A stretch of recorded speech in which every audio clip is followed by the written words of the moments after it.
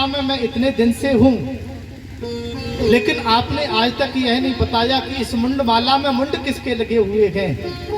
भगवान शिव ने कहा अच्छा ये बात है देवी, ऐसा कोई प्रसंग चला नहीं जिस समय में हम आपको बताएं, लेकिन आज आपने पूछ लिया है तो मैं बता देता हूँ देवी, और किसी के सिर नहीं, ये मुंडमाला में आपके ही सिर लगे हुए हैं। अब तो श्री पार्वती जी ने कहा कि आप तो बहुत बड़े छलिया हो। क्यों?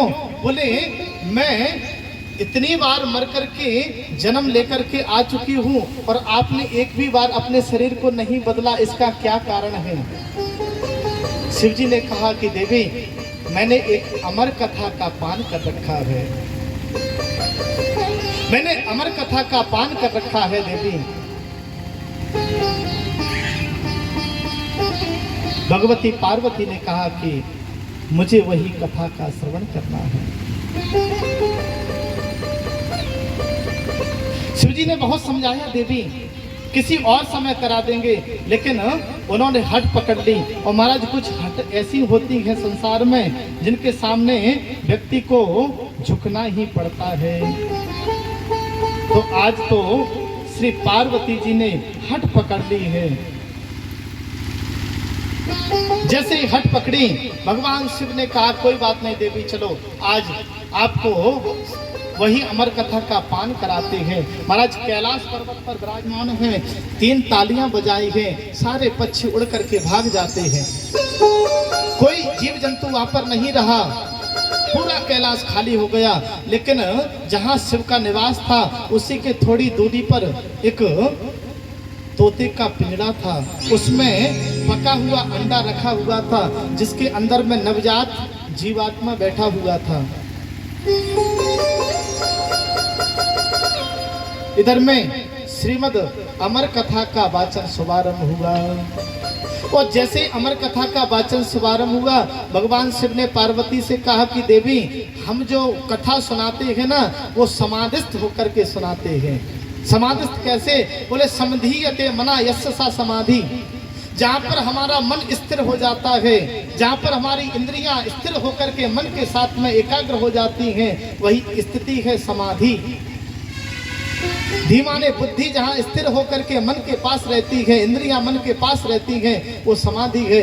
देवी हम आंख बंद करके और समाधि में कथा श्रवण कराते हैं, हमको कैसे पता चलेगा कि आप कथा श्रवण कर रही हैं? भगवान सहज रूप में समाधि लगाते हैं और जिस समाधि में शिव जी को दर्शन होता है भगवान राघवेंद्र का, वह झांकी भी माता पार्वती को आकर के बता देते हैं। तो बताओ, जो गुप्त से गुप्त बात है वो भी हमको बता देते हैं। तुम कहते हो कि प्रेम झूठा हो गया है। नारद जी ये कैलाश है, भगवान शिव का धाम है और शिव तो विश्वास की मूर्ति है, माता पार्वती श्रद्धा की मूर्ति है, माता पार्वती साक्षात श्रद्धा है। इसलिए भगवान के विश्वास के चरणों में निवास करती हैं, क्योंकि श्रद्धा के लिए सबसे अच्छा जो भाव होता है वो विश्वास के पास होता है। तो श्री पार्वती जी ने कहा कि नारद जी ये कैलाश है, भगवान का धाम है और यहाँ पर तुम आए हो तो यहाँ संसार का भाव नहीं रखो, यहाँ पर शिव का भाव रखो। उन्होंने कहा अच्छा माता, हमने मान लिया कि इस कैलाश है और यहाँ पर भोलेनाथ आपको सब बताते हैं, तो एक छोटी सी बात हमको बता दो। भगवान शिव अपने गले में मुंडों की माला हमेशा धारण करके रखते हैं, हमेशा अपने हृदय पर उसको धारण करके रखते हैं। क्या आपको पता है कि इस मुंडों की माला में किसके सिर लगे हुए हैं, किसके मुंड हैं? आप बता सकती हैं? माता पार्वती को आश्चर्य हुआ, दुखी हो गई, मन में निरुत्तर हो गई, उत्तर नहीं दे सकी नारद जी महाराज को। उन्होंने मन में विचार किया कि इतने समय से मैं भगवान शिव की सेवा में हूँ, लेकिन आज तक ऐसा कोई प्रसंग नहीं आया और ना ही शिव ने मुझे बताया कि इस मुंडमाला में मुंड किसके लगे हुए हैं, सिर किसके लगे हुए हैं। अब तो नारद जी ने कहा माता कोई बात नहीं, मुझसे कुछ गलती हो गई हो, क्षमा करो।